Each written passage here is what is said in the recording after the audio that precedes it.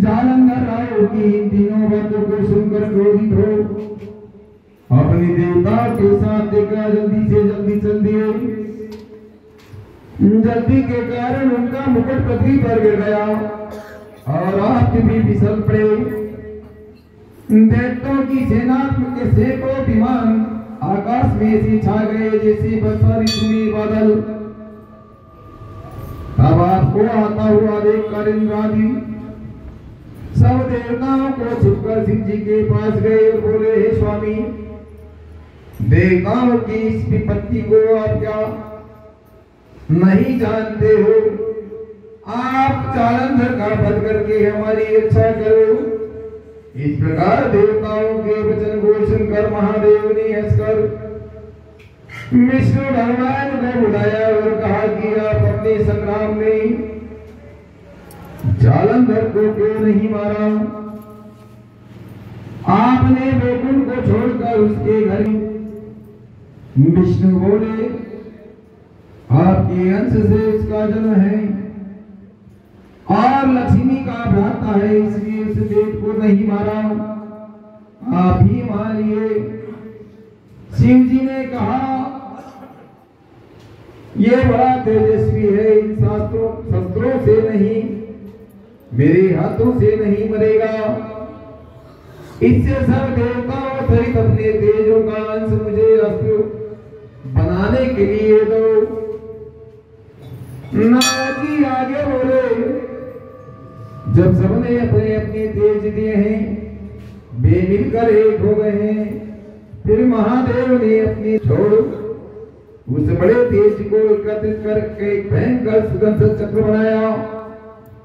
बाकी बचे हुए तेज से इंद्र भी वज्र बनाया। किंतु जब करोड़ों हाथी रथों सेना समेत जालंधर कैलाश के पास भूमि पर दिखाई दिया, उसको देखकर सब देवता जैसे रहे थे वैसे चुप चले गए।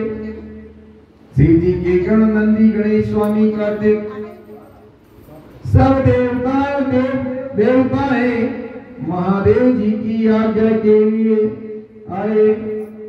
वीर को प्रसन्न करने वाले गौरी मृदंग और शंख ध्वनि तथा हाथी घोड़ा रथों के चलने से भूमि कांपने लगी।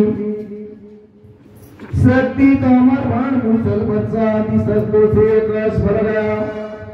युद्ध में मारे गांव को मृत संजीवनी द्वारा शंकराचार्य महाराज जीवित करने लगे। देवताओं ने शिव जी की पूजा कर शुक्राचार्य का चरित्र कहा। तब महादेव के मुख से भयंकर कृतक राक्षसी पैदा हुई, जिसकी ताड़ वृक्ष के समान मुख था और उस युद्ध में आकर असुरों का भर्षण करने लगी और शुक्राचार्य को अपनी भर में धाराकाश में आदि ध्यान हो गए। अब देवता शुक्र को पकड़ा हुआ देखकर आनंद को मानने लगे। शिव जी के गण से यह भयभीत वैद्यों की सेना में से अलग हो गई, जैसे वायु के वेग से चलने वाले तुम समूह बिखर जाते हैं। गणों के भाग्य से भागी सेना को देखकर सेनापति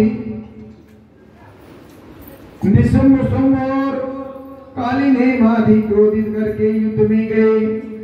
वर्षा के बादलों की तरह इन तीनों ने बाणों की वर्षा करके शिव जी की सेना को घेर लिया। सैकड़ों बाण से घायल गणों ने बाणों से घायल गणों के शरीर से रुद्रीय सी बरसने लगी, मानो बसंत ऋतु में टेसु के वृक्ष दिखाई देते हैं।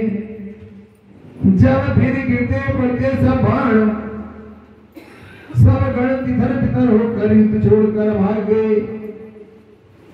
फिर नंदी गणेश और स्वामी कार्तिक अपनी सेनाओं को भागी हुई देखकर क्रोध करके वेग से बड़े और देवताओं को बलपूर्वक रोक दिया। कथा का 13वां अध्याय।